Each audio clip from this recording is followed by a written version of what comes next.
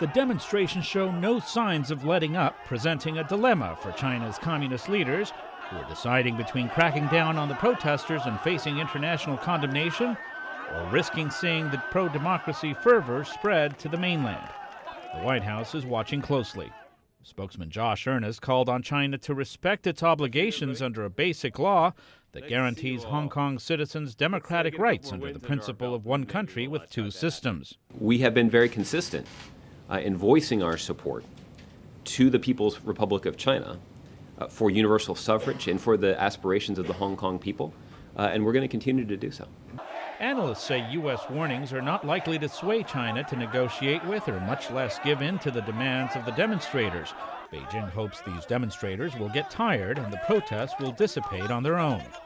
Abraham Denmark is with the National Bureau of Asian Research and says seeing the protests escalate is not in the interest of either Beijing or Washington.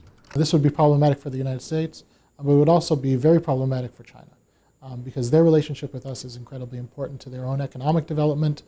They understand this, so they're going to try to seek to avoid some sort of problem in our bilateral relationship as well.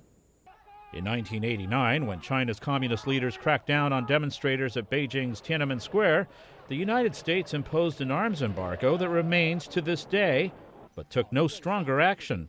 Analysts say Washington's response this time would not likely be any tougher.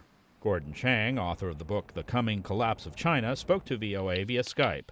I think Beijing will not take what Washington says into account for a couple of reasons. First of all, they see what's going on in Hong Kong as an existential threat to the Communist Party itself. And also, they don't believe that we're serious. And so you put those two things together and Beijing will ignore us.